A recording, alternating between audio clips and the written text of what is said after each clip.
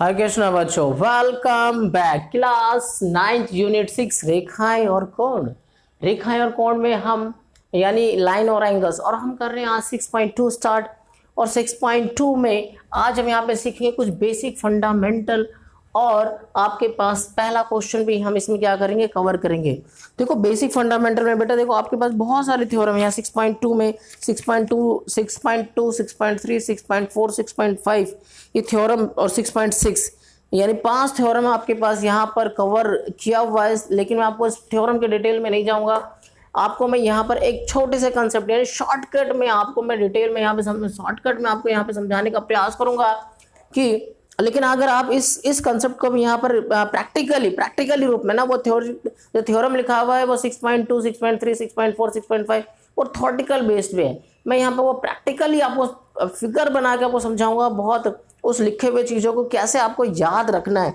और जब आप उसे याद रखेंगे तो डेफिनेटली आप ऐसे क्वेश्चनों को सॉल्व कर पाएंगे। ठीक है, बेसिकली हम यहाँ पर क्या आज जो यहाँ 6.2 है, बेसिकली जो कवर कर रहा है वो समांतर रेखा है और तिर्यक रेखा के आपस में, तिर्यक रेखा के द्वारा जो आपस में एंगल जनरेट होता है ना, एंगल जनरेट होता है, कई सारे एंगल जनरेट होता है। यहाँ पर नाम लिया गया संगत कोण यानी corresponding angles, alternate interior angles यानी एकांतर अंतः कोण, और तिर्यक रेखा के एक और के अंतः कोण, ये सारे कोण आपके ना एकांतर बाह्य कोण भी है। लेकिन जो इंपॉर्टेंट है आपका संगत कोण, अंत एकांतर कोण, तिर्यक रेखा के एक और के अंत कोण, इन तीनों कोणों के बारे में बिल्कुल डिटेल में चर्चा करेंगे। हम चित्र बना के मैं आपको समझा रहा हूँ, और आपको याद क्या रखना है, क्या समझकर क्या याद रखना है, आपको ये बात आपको अच्छे तरीके से अपनी कॉपी में नोट करना है। तो डेफिनेटली आप 6.2 के सारे सवाल आसानी से कर पाएंगे, आपको चिंता नहीं करना। तो देखो यहाँ पे मैंने फिगर बनाया आप लोगों के लिए, ये देखो ये गया, एक ये रहा, एक ये रहेगा। ठीक है, ये समांतर दो रेखाएं, इस बात को मैं कवर कर रहा हूँ कि समांतर रेखा और तिर्यक रेखा के बीच में क्या संबंध होता है, और जब ये तिर्यक रेखा खींची जाती है तो किस किस तरीके से कौन कौन सा एंगल जनरेट होता है। ठीक है ना, तो यहाँ पर मैंने ये खींचा, और ये आपका ये तिर्यक रेखा मैंने खींच दिया। ठीक है, ये आपका तिर्यक रेखा है। अगर आप ध्यान दें तो इस तिर्यक रेखा में, जैसे सपोज मैं इसको बोल दूँ कि ये ए बी है ना, ऐसे ही मैंने ले लिया यहाँ पे। और ये क्या, सी डी, ये दो रेखाएं हैं जो कि दोनों समांतर है। समांतर मतलब समझ रहे बेटा कि इन दोनों के बीच में कहीं भी गैप ले तो क्या होगा, बराबर बराबर आएगा, तो समांतर रेखा है। और एक ये मैंने खींच दिया आपके पास तिर्यक रेखा, जिसका मैंने नाम दे दिया एल, है ना। ये एल एक तिर्यक रेखा जो दोनों समांतर रेखाओं की क्या करती है, काट रही है। तो इससे देखो आपके पास देखो एक कोण यहाँ पे जनरेट हो रहा है, 1 2 3 और ये 4, यानी 1 2 3 और 4, मैंने इसका नाम दे दिया। यहाँ से 1 2 है ना, 3 और ये 4, यानी 5 6 7 और ये 8। ठीक है, तो ये इस तरीके से 8 एंगल जनरेट हुआ। तो इन 8 एंगल में किसको हम संगत कोण बोलेंगे ना, इसको हमें ये बात हमें क्या करना है, समझना है। कॉरेस्पॉन्डिंग एंगल क्या बोलेंगे, और उस कॉरेस्पॉन्डिंग एंगल का आपस में क्या रिलेशन होता है, इसको आपको समझना है। ठीक है बेटा, तो देखो यहाँ पर मैं आपको जो समझाने का प्रयास कर रहा हूँ, देखो ये हमने हेडिंग डाला है ना, समांतर रेखा और ये तिर्यक रेखा। जैसे हम दो समांतर रेखा और एक तिर्यक रेखा खींचते तो बहुत सारे एंगल जनरेट हो जाता है। इसके संबंध को अगर आप गहराई से एक बार समझ गए तो डेफिनेटली फिर कोई भी क्वेश्चन आप सॉल्व कर पाएंगे, इस बात में कोई शक नहीं। ठीक है ना, तो यहाँ पे मैं बात कर रहा हूँ संगत कोण का। किसका, संगत कोण, जिसको इंग्लिश में हम बोलते हैं कॉरेस्पॉन्डिंग एंगल, है ना। कॉरेस्पॉन्डिंग एंगल्स होते हैं ये। ठीक है बेटा, तो यहाँ पर क्या है, कॉरेस्पॉन्डिंग एंगल्स की मैं बात करूँ तो ये जो देखो आप ध्यान से आपको समझना है, ये देखो ये जो इधर से मैं अगर एंगल एक की बात करूँ ना, एंगल एक है ना, ये जो बेटा ये मैं फिर से थोड़ा अलग कर देता हूँ, है ना, अलग भी कर देता हूँ। यहाँ पे मैंने 8 कोण जनरेट किया, तो ये जो एंगल एक होता है ना इधर का, यानी जब ये जो लाइन गया बेटा, इसका ऊपर ये वाला एंगल और ये वाला एंगल, ये क्या कहलाता है, संगत कोण कहलाता है। यानी ये देखो यहाँ पे एंगल एक और एंगल ये जो यहाँ पे मैंने 5 लिखा हुआ है, 1 और 5, तो ये क्या है, इसके कई सारे पेयर्स हैं, एंगल एक है ना, एंगल एक और मैं कह सकता हूँ एंगल जो 5 है ना, इसका जो पेयर है, यानी ये एंगल और ये एंगल क्या कहलाता है, संगत कहलाता है। और आपको याद रखना है कि जो संगत कोण है बेटा वो हमेशा क्या होता है, बराबर होता है। संगत कोण क्या होता है, बराबर होता है। अगर एंगल एक अगर आपके पास यहाँ पे 80 डिग्री है तो ये भी बेटा, अगर ये मान लो यहाँ पे 60 डिग्री है या 70 डिग्री है तो ये भी क्या होगा, 70 डिग्री होगा। संगत कोण हमेशा क्या होता है, बराबर होता है। और जब एक तिर्यक रेखा और जब एक समांतर रेखा खींची जाती है और एक तिर्यक रेखा होती है तो ऐसे कितने पेयर बनते हैं, 4 संगत कोणों का पेयर बनता है। जैसे कि यहाँ पे मैंने मान लो 2 लिख दिया, तो 1 2, यहाँ पे देखो 1 2 1 2 3 4 है, तो यानी 2 और 6 का भी रिलेशन क्या होगा, यानी 2 और 6 ये भी क्या है बेटा, संगत कोण है। ठीक है, ऐसे ही अगर मैं यहाँ पे बात करूँ, है ना, इसकी बात करता हूँ 4 है ना, इसको जैसे मान लो यहाँ पे मैंने 4 लिया, 4 1 2 3 और ये 4 है, तो एंगल 3 और यहाँ पे जो एंगल बनेगा 5 6 और ये 7, तो 3 और 7 का जो रिलेशन बनेगा, है ना, 3 और 7 ये भी क्या होता है, संगत कोण कहलाता है। और संगत कोण क्या होता है, आपस में जो यहाँ पे एंगल बनेगा वो ये एंगल बनेगा। ठीक है, यानी देखो ये जो तिर्यक रेखा गई है ना, उसके एक तो नीचे ले रहा हूँ मैं, और मतलब एक मैंने इधर लिया, तो मैंने एक अगर अंदर आ रहा है तो एक बाहर जा रहा है ना, संगत कोण में खास बात होती है। तो एंगल 3 का रिलेशन मैं किसके साथ बना रहा हूँ, 7 के साथ, है ना, 7। और फिर चौथा क्या हो जाएगा बेटा, देखो इधर से अगर आप समझिए क्या होगा, अगर एंगल 3 और 7 संगत है तो 4 और 8 भी क्या होगा, संगत होगा। 4 और 8 भी क्या हो जाएगा, संगत हो जाएगा। ठीक है, और ये सारे कोण आपस में जैसे 1 और 5 क्या होता है, बराबर होता है, ध्यान रखना है। अगर आप किसी भी एक रिलेशन को ले रहे हो 1 और 5, यदि मैंने क्वेश्चन में अगर आपको दिखता है कि अगर एंगल 1 70 डिग्री है, तो आपको ये बताने कि एंगल 5 भी क्या होगा, 70 डिग्री होगा। तो इस तरीके से आपको यहाँ पे संगत कोण को आप समझ गए, है ना। अब हम देखो आगे हम बढ़ते हैं, ये और ये क्या होता है, बराबर होता है। ध्यान रखना है, ये जो एंगल होता है कि आप संगत कोण आपस में क्या होते हैं, बराबर होते हैं। इस बात को बिल्कुल खास तौर पे ध्यान रखना है, ठीक है ना। और ये कब होगा, संगत कोण कब लागू होगा, जब, ये भी याद रखना है कि जो संगत कोण लागू कब होगा, जब आपके पास तिर्यक रेखा और मतलब 2 समांतर रेखाएं होंगी, 2 समांतर रेखाएं होंगी और एक तिर्यक रेखा होगा। तो ये देखो ये संगत कोण हो गया बेटा, है ना, ये संगत कोण है। अगर संगत कोण अगर ये बराबर है ना, अगर क्वेश्चन में आपके पास 2 समांतर रेखा है और एक तिर्यक रेखा दी गई है, तो अब ये संगत कोण बोलेंगे। कोण 1 और क्या है, कोण 1 बराबर है कोण 5, है ना, ये बोलेंगे संगत कोण। ठीक है बेटा, क्लियर बात। और अगर क्वेश्चन में ऐसा कह रखा है कि कोण 1 और 5 का एंगल जो है वो आपने प्रूफ कर दिया कि दोनों एंगल जो है बराबर है ना, तो आप ये बता सकते हो कि ये आपका जो लाइन है वो क्या है, समांतर है। देखो लाइन समांतर होगा तो संगत होगा, और संगत कोण को अगर आपने बराबर प्रूफ कर दिया तो आप बता पाओगे कि ये जो लाइन है वो समांतर है, यानी पैरेलल लाइंस है। ठीक है ना, तो पैरेलल लाइंस बहुत इंपॉर्टेंट है ना, आपस में रिलेशन है। अगर संगत कोण बराबर होगा तो लाइन पैरेलल होगा, पैरेलल लाइंस होगा तो संगत कोण बराबर होगा। ठीक है, इस बात को आपको याद रखना है। तो ये पहली बात ही हो गई। दूसरी बात जो मैं आपको यहाँ पे समझाने का प्रयास कर रहा हूँ, और दूसरा हम यहाँ पे एकांतर अंत्यकोण, एकांतर अंत्यकोण ले रहे हैं ना, एकांतर अंत्यकोण यानी एकांतर अंत्यकोण, है ना, इसको बोला जाता है alternate interior angle, alternate interior angle. ठीक है, तो ये बेटा आपके पास एकांतर कोण क्या है।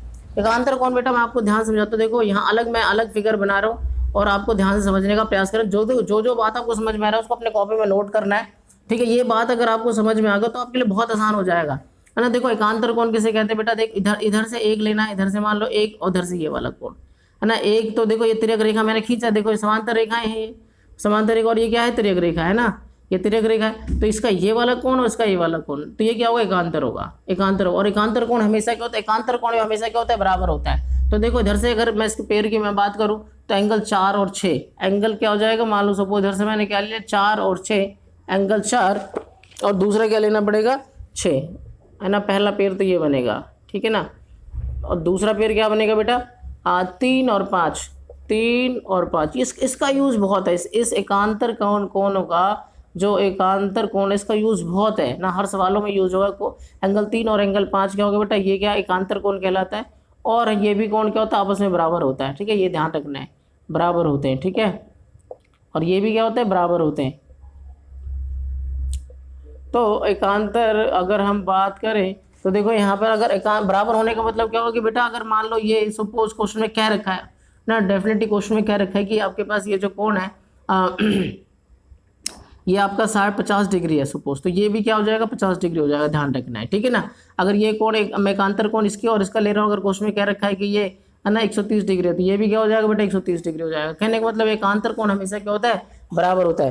तो ये लागू कब होता है, जब रेखा समांतर हो। देखो अगर कभी कभी क्वेश्चन में क्या होता है कि बोल देगा जो लाइन है समांतर और ये एकांतर कोण के हिसाब से हमें सवाल निकालना होगा, और कभी कभी वो बोलेंगे कि आप प्रूफ करो कि जो 2 लाइन है वो समांतर है, तो फिर आपको एकांतर कोण प्रूफ करना पड़ेगा कि एकांतर कोण बराबर है। ठीक है ना, तो आपस में इनका रिलेशन होता है। तो याद रखना जब अगर आप ये प्रूफ कर रहे हो सवाल में कि एकांतर कोण बराबर, एकांतर कोण निकाल कर आपने प्रूफ किया कि दोनों बराबर है, तो आप बोलेंगे रेखा समांतर है, और रेखा समांतर होगी तो आप बोलेंगे कि ये जो लाइन है वो जो एंगल्स है वो एकांतर है, ठीक है ना। तो आपस में रिलेशन होता है। बाकी हम प्रैक्टिकल जो सवाल करेंगे तो आपको और गहराई से समझ में आ जाएगा, ठीक है। अब मैं यहाँ पे तीसरे एंगल की मैं बात कर रहा हूँ।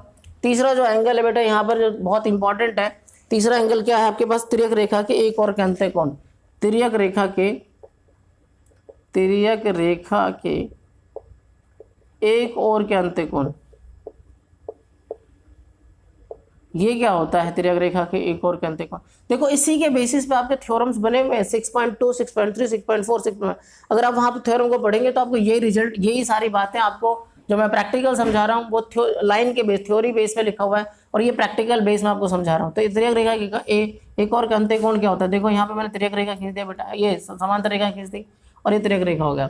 तो एक और का अंत्य कोण मतलब ये और ये कोण, ये और ये कोण क्या कहलाता है ना, एक और के अंत्य कोण कहलाता है। यानी मान लो सपोज ये एंगल 1 और ये एंगल 2 है, तो ये दोनों एंगल 1 और एंगल 2 क्या कहलाएगा, एक और के अंत्य कोण। तो इसमें अगर मैं इस पेयर की बात करूँ तो 4 और 5 है ना, 3 और 6 है ना, तो 2 पेयर इसमें भी जनरेट हो रहा है आपके पास, ठीक है। तो ये लेकिन इसकी क्या खास बात होती है, एंगल 1 और 2 अगर हम एकांतर तिर्यक रेखा के एक और के अंत्य कोणों का युग्म ले रहे हैं तो कोण 1 प्लस में कोण 2, इन दोनों कोणों का योग बेटा 180 होता है, याद रखना है। ये बराबर नहीं होता है, इनका अंत्य एकांतर कोणों का योग कितना होता है, 180 होता है, याद रखना है, ठीक है ना आपको। तो आपको अगर क्वेश्चन में कह रखा हो कि दोनों लाइन समांतर है तो आप एक अंत्य एकांतर कोण 180 बोलेंगे। और अगर लाइन को प्रूफ करना होगा ना, अगर हमें बताना होगा प्रूफ करोगे जो लाइन समांतर है, तो फिर अगर आप ये प्रूफ कर पाए कि कोण 1 और 2 मिलकर 180 डिग्री बना रहे हैं तो आप फिर बोल पाएंगे कि जो दोनों लाइन है वो क्या है, समांतर रेखाएं, ठीक है। तो यहाँ पे कितने पेयर बन रहे हैं, देखो 2 पेयर बन रहे हैं। एंगल 4, पहला पेयर क्या हो गया एंगल 4 का, एंगल 4, और दूसरा पेयर क्या बन रहा है, एंगल 5। एंगल 4 और एंगल 5 ये क्या है, एकांतर कोण है ना, क्लियर। सॉरी अंत्य तिर्यक रेखा के एक और के अंत्य कोण है, तिर्यक रेखा के एक और के अंत्य कोण। इधर से एंगल क्या लेंगे, दूसरा पार्ट क्या लेंगे बेटा, दूसरा पार्ट लेंगे एंगल 3 और 6, एंगल 3 और इधर से ले लिया आपने एंगल 6 है ना, नीचे। तो इनका योग क्या होता है, यहाँ पे लिखना है ना, कोणों का योग कितना होता है, कोणों का योग 180 डिग्री होता है, ठीक है। तो ये इस तरीके से आपका यहाँ पे मैंने इसका बेसिक फंडामेंटल यहाँ पे आपको क्लियर किया। आप देखेंगे हम जो प्रैक्टिकल सवाल है हमारे पास जो दिया हुआ है ना, इन बातों को मैं यहाँ पर जो पहला सवाल सॉल्व करके इसका प्रयोग कैसे प्रयोग करना है सवालों में मैं वो आपको बताता हूँ, ठीक है ना। तो देखो यहाँ पे 6.2 का आपके पास ये पहला क्वेश्चन, देखो ये जो मैंने लिखा हुआ है, चित्र बनाया हुआ है, ये आपके बुक में पेज नंबर 109 पर दिया हुआ है, और आपको बिल्कुल ध्यान से इसका नोट्स बनाना है। ध्यान से क्या करना है, इसका नोट्स बनाना, अच्छे तरीके से नोट्स बनाना है, और नोट बनाकर फिर इसको समझने और गहराई से इसके ऊपर चिंतन मनन करना है, तो फिर आप सवालों को अच्छे तरीके से कर पाएंगे, ठीक है ना। तो देखो यहाँ पे पहला क्वेश्चन कर रहा हूँ मैं, आकृति आपके पास जो क्वेश्चन, ये जो क्वेश्चन नंबर फर्स्ट है, क्वेश्चन नंबर फर्स्ट क्या है बेटा, कि दिया है आपके पास यहाँ पर दिया है आपके पास क्वेश्चन में कि x और y के मान ज्ञात करना है, जिसमें मान ज्ञात करें जिसमें ए बी जो समांतर है वो सी डी है, ठीक है ना। आपके पास ये मतलब ये दर्शाना है लास्ट में, और आपके पास x और y का मान ज्ञात करने के लिए बोला हुआ है क्वेश्चन में, ठीक है ना। तो आपके पास दिया क्या हुआ है, दिया हुआ है ये समांतर, ये एकांतर, तो ये क्या कहते हैं, ये तो हमें प्रूफ ही करना है कि ए बी समांतर है सी डी, तो और x और y का हमें मान ज्ञात करना। तो क्वेश्चन में देखो बेटा ये वाला जो ना, ये एंगल आपके पास दिया हुआ है ना कि 50 डिग्री का है, तो आप यहाँ लिख सकते हो ना, पहला क्वेश्चन आपके पास है ना, तो इसका मैं नाम लिख देता हूँ, नाम लिख देता हूँ ना, ताकि आपको पता लग जाए। देखो ये मैं इसको मान रहा हूँ एंगल कोण 1, इसको कोण 2, इसको कोण 3 और इसको कोण 4 मान लिया मैंने, ठीक है ना। तो आपके पास दिया क्या हुआ है, एंगल 1 दिया हुआ 50 डिग्री दिया, ऐसा लिख सकते हो आप, ठीक है ना, क्लियर बात। और आपके पास क्या करना है कि एंगल 4 भी आपके पास क्वेश्चन में दिया हुआ है, ये देखो एंगल 4 है आपके पास, एंगल 4 आपके पास 130 डिग्री दिया हुआ है, ठीक है बेटा। सिद्ध क्या करना है आपको, देखो ज्ञात, पहले तो ज्ञात भी करना है, ज्ञात तथा ज्ञात करना आपको, है ना। ज्ञात क्या करना है आपको, x और y का मान, है ना। एंगल x कितना है ये ज्ञात करना है, y कितना है ये ज्ञात करना है। सिद्ध भी करना है आपको, सिद्ध क्या करना है, दर्शाना भी है। सिद्ध भी क्या करना है कि इससे फिर आपके अल्टीमेट फिर आगे जाके सिद्ध भी करना है कि ए बी समांतर है सी डी, ठीक है ना। क्लियर बात, ये दो चीजें ना, ये तीन चीजें यानी 1 2 और ये 3, ठीक है। अच्छा तो मैं यहाँ पे अब आगे इसको सॉल्व करता हूँ, ठीक है। हल और साथ में क्या है, प्रमाण है ना, इन दोनों की मदद से एक्स और वाई का पहले मान निकालता हूँ फिर सिद्ध भी करता हूँ। तो देखो यहाँ पर आप क्या देख पा रहे हैं, एक्स, ये एक्स का मान तो हम आसानी से निकाल सकते हैं। कैसे निकाल सकते हैं बेटा, आप ये अगर आप थ्योरम देखो यहाँ पे किसी ना किसी एक तो आपको यूज करना ही पड़ेगा बेटा। करना कैसे पड़ेगा यूज, देखो आप इसके एक्स और वाई का मान निकालने के बहुत सारे तरीके हो सकते हैं। कि यहाँ पे देखो मैं कोण 1 और 2 को क्या कर रहा हूँ, लीनियर पेयर मान लो कि तिर्यक रेखा, ये क्या है, सीधी रेखा है ना। इसको अगर मैं तिर्यक रेखा बोलूँ तो क्या है, देखो ये क्या है, सीधी रेखा है ना। तो यहाँ कोण और 1 और 2 का आपस में रिलेशन क्या है, लीनियर पेयर का रिलेशन है। अगर आप इस तरीके से नहीं जाना चाहते तो आप इस तरीके से भी जा सकते हो कि कोण 4 और 3 क्या, देखो यहाँ पर क्या है, शीर्षाभिमुख कोण है। तो जितना कोण 4 होगा उतना ही कोण 3 होगा। तो y का मान निकाला जा सकता है पहले, और जब y का मान निकल जाएगा तो फिर x का मान निकाला जा सकता है। तो बहुत सारे तरीके काम करने के, ऐसा नहीं है कि एक तरीका है। मैं आपको फिर बहुत सारे तरीके से भी मैं आपको समझाने का प्रयास करूंगा, देखते हैं ना। पहले मैं एक तरीका ये ले लेता हूँ कि यहाँ पे हम बता सकते हैं कोण 1, हम क्या देख पा रहे हैं, ये जो इसको तिर्यक रेखा को L नाम दे देते हैं ना। L एक सरल रेखा है ना, L एक क्या है, सरल रेखा है। सरल रेखा इन द सेंस कि बिल्कुल सीधी, वैसे तो तिरछी है लेकिन कहीं तिरछा होने का मतलब सीधा है ना, सीधा है, बिल्कुल स्ट्रेट जा रहा है ना, स्ट्रेट जा रहा है। तो ये कोण क्या बनाएगा, लीनियर पेयर बनाएगा, ठीक है। तो ये आपके पास एक सरल रेखा है, तो कोण 1 प्लस में कोण 2 क्या हो जाएगा बेटा, आपके पास 180 डिग्री। हम इसको बोलेंगे लीनियर पेयर, क्या बोलेंगे, लीनियर पेयर बोलेंगे, ठीक है।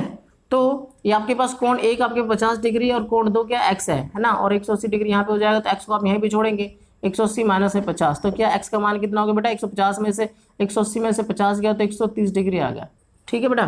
तो इस तरीके से x बराबर x क्या हो गया, x जो है वो आपके पास, ठीक है, 130 डिग्री आ गया। दूसरी तरफ से हम क्या कर सकते हैं, अब दूसरी तरफ से हम क्या कर सकते हैं, y का, क्योंकि हमें ये प्रूफ करना है ना। देखो यहाँ पे आपको ध्यान रखना है कि यहाँ पे मैं अभी ऑल्टरनेट एंगल का रिलेशन यहाँ पे नहीं बता सकता, कि ऑल्टरनेट एंगल नहीं बोल सकता। क्यों, क्योंकि बेटा अभी आपके इस क्वेश्चन में ये दिया नहीं हुआ है कि ए बी और सी डी क्या है, ए बी और सी डी क्या है, क्या कहते हैं कि ए बी और सी डी समांतर रेखा है, ऐसा कुछ क्वेश्चन में बोला नहीं हुआ है। इसलिए अगर मैं एकांतर कोण का अगर नियम लागू करूंगा तो क्वेश्चन में दिया होना चाहिए कि ये दोनों लाइन जो है ए बी और जो सी डी है वो क्या समांतर है, क्वेश्चन में दिया होना चाहिए। अगर ये दिया हुआ नहीं है, अगर ये क्वेश्चन में नहीं बोला हुआ है कि दो लाइन समांतर है, तो आप एकांतर कोण यानी ये जो मैंने लिखा है संगत कोण, एकांतर कोण, तिर्यक रेखा के अंत्य कोण, कोई सा भी नियम आप लागू नहीं कर सकते। ये लागू कब करोगे, जब आपके पास क्वेश्चन में दे रखा है कि जो रेखा है, ये जो रेखा समांतर है और ये तिर्यक रेखा है। तो अभी क्वेश्चन में कुछ रिवील ही नहीं किया कि ये जो तो लाइन है ए बी और सी डी क्या है, कि आपका एकांतर, वो क्या कहते हैं, समांतर रेखा है। और बल्कि उसने लास्ट में बोल दिया कि आप प्रूफ करके दिखाओ। ओहो, ये भी अच्छी बात है, ठीक है। तो मैंने क्या किया, अब यहाँ पे फिर हम एकांतर कोण का रिलेशन तो लगा नहीं सकते, तो मैं यहाँ पे कोण y निकालता हूँ। तो लेकिन हम ये बोल सकते हैं कि ये जो कोण 3 और 4 हम क्या देख रहे हैं, ये लाइन इसको ऐसे सीधा कट कर रहा है, ये तिर्यक रेखा इसको कट करती है। तो हम यहाँ पे क्या देख रहे हैं कि कोण 3 बराबर है कोण 4। रीजन हम क्या दे सकते हैं, शीर्षाभिमुख कोण यानी वर्टिकल अपोजिट एंगल, शीर्षाभिमुख कोण है ये, ठीक है बेटा। तो ये ध्यान रखना है, ये शीर्षाभिमुख कोण हो गया। तो शीर्षाभिमुख कोण हो गया, तो कोण 3 बराबर है कोण 4। तो कोण 4 आप यदि आपके पास, तो जब भी शीर्षाभिमुख कोण होता है तो यदि और तो का कंडीशन लगाते, यदि कोण 4 कितना हो गया बेटा, 130 डिग्री हो गया, तो कोण 3 भी क्या हो जाएगा आपके पास, 180 डिग्री हो जाएगा, सॉरी 130 डिग्री हो जाएगा, क्या हो जाएगा, 130 डिग्री हो जाएगा। तो कोण 3 का मतलब, कोण 3 क्योंकि दोनों बराबर है, तो कोण 4 130 है, तो कोण 3 भी 130 हो जाएगा। और कोण 3 का मतलब यहाँ पे, या हम कह सकते हैं कोण y बराबर कितना होगा, एंगल y बराबर कितना, 130 डिग्री होगा, ठीक है बेटा। तो ये बात समझ में आ गया आपको। तो अभी हम क्या देखते हैं कि अगर ये दोनों एंगल यानी x और y अगर ये दोनों बराबर है, तो मैंने क्या बोला था बेटा कि देखो कंडीशन क्या है कि अगर ये क्वेश्चन में कह रखा होगा ना, दिया गया होगा ये समांतर है, तब तो आप एकांतर बता सकते हो। अगर आपको क्वेश्चन में बोल देता है कि आप प्रूफ करो कि ये जो दोनों लाइन है वो समांतर है, तो फिर आपको किसी तरीके से इन दोनों एंगल को बराबर प्रूफ करना पड़ेगा। और ये बराबर हो चुका, देखो एंगल x में 130 निकाला, तो आप यहाँ लिखोगे, यहाँ एंगल x है ना, एंगल x 130 डिग्री है, एंगल y तथा एंगल y ये भी कितना 130 डिग्री है, ठीक है। और फिर लिख दोगे जबकि ये कोण है ना, जबकि ये कोण यानी ये मतलब ये दोनों कोण ये कोण क्या है, एकांतर कोण भी है। कोण अतः जबकि ये कोण एकांतर भी है, एकांतर कोण भी है। तो जहाँ पर हम ये प्रूफ कर पाए कि ये दोनों कोण बराबर है और जब एकांतर भी है, तो आप लिख सकते हो अतः जो ए बी है वो क्या है, समांतर है किसके, सी डी के। ठीक है, तो जब भी आपको ये प्रूफ करना हो कि दो लाइन समांतर है, तो फिर आपको एकांतर कोण, यानी एकांतर कोण क्या है, ये देखो ये एक इधर आ गया, एक इधर आ गया, फिर समझा। तो ये दोनों को आपको अलग से प्रूफ करना पड़ेगा। तो मैंने देखो इनका किसी का प्रयोग, संगत कोण, एकांतर कोण, एकांतर अंतः कोण, तिर्यक रेखा, इन तीनों कोणों किसी को ना प्रयोग करते हुए एलपी के माध्यम से एक्स को निकाला और शीर्षामुख कोण के माध्यम से वाई को निकाला, और ये दोनों कोण क्या है, बराबर मिले मेरे को। तो फिर मैंने बाद में रेफरेंस दिया कि जब ये कोण एकांतर है, इसलिए जब एकांतर कोण बराबर होगा तो डेफिनेटली वहां पर जो दो लाइन होगा वो क्या होगा, समांतर। क्योंकि एकांतर कोण बराबर होने का मतलब ये है कि वो जो दो लाइन है ना, दो लाइन जो जा रही है, जो तिर्यक रेखा जैसे काट रही है, ये दोनों लाइन ए बी और सी डी, वो निश्चित तौर पे क्या होगा, वो समांतर रेखा ही होंगी। ठीक है ना। तो ये सारी बातों को आपको गहराई से सुनना है, समझना है और इसको समझने का प्रयास करना है। देखो आप जितना ज़्यादा थिंक ओवर करेंगे ना, मेडिटेट करेंगे कि क्या बोला जा रहा है, क्या समझाने का प्रयास किया जाए, उतने जल्दी आप उसको समझ पाएंगे। लेकिन आप ये सोचेंगे कि कोई जादू हो जाए, कोई मैजिक हो जाए, मैं ध्यान भी ना लगाऊं, है ना, एकदम से मेरे दिमाग में समझ में आए, तो बहुत मुश्किल होता है। थोड़ा सा आपको अपने दिमाग को कंसंट्रेट करना पड़ेगा और ध्यान समझना पड़ेगा कि यार कि क्या बोला जा रहा है, क्या समझाने का प्रयास किया जा रहा है। उस प्रयास को आपको नोट करना है, थोड़ा सा मेडिटेट करेगा हमेशा के लिए, फिर वो समस्या शॉर्ट आउट हो जाएगी। लेकिन अगर आप ध्यान से उसको समझने का प्रयास नहीं करेंगे तो फिर वो बहुत मुश्किल से बहुत देर में समझ में आएगा। ठीक है ना। तो आई होप कि आपको ये कंसेप्ट समझ में आया होगा, और समझ में आया तो क्या करना है, यस, अपनी वीडियो को, इस वीडियो को क्या करना है, शेयर करना है अधिक से अधिक बच्चों को, ताकि अधिक से अधिक बच्चों को ये बात समझ में आ पाए। क्योंकि चैप्टर एक अपने आप में क्या है, बहुत स्पेशल भी है, यूनिक भी है, और आगे जाके बहुत यूज भी है इसका। तो अगर आप इसको ज़्यादा से ज़्यादा इसको ध्यान समझने का प्रयास करेंगे तो आगे भी जाके आपके लिए बहुत, ये चैप्टर बहुत ज़्यादा मदद करने वाली है। और थोड़ा सा बच्चों को ना डरा हुआ फील करते हैं इस यूनिट में। ठीक है ना। तो आपको अधिक से अधिक बच्चों को शेयर करना है ताकि उसका जो डर है वो निकल पाए और वो मैथ में एक्सपर्ट बन पाए। ठीक है ना। तो मिलते हैं अगले वीडियो के साथ, और अगर आप चैनल के साथ नए हो तो प्लीज़ चैनल को सब्सक्राइब कर लो। ठीक है। Thank you.